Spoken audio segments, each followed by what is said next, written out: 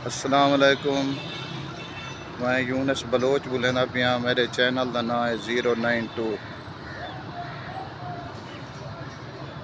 मैं तो चंद अशार सुनवेना, अगर तो पसंद आवे तो लाइक कराए चा या तो दुआ करी जाओ।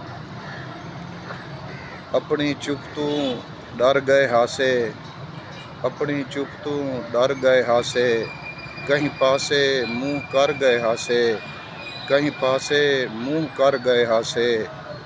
कहीं दी कौते साह वल आए हैं, कहीं दी कौते साह वल आए हैं। कौ ना आंदी मर गए हासे, कौ ना आंदी मर गए हासे। अख त आखे सनम कोई समंदर त नहीं, अख त आखे सनम कोई समंदर त नहीं। जो भरीजे आ पई वल विटीजे न हा, जो भरीजे आ पई वल विटीजे न हा।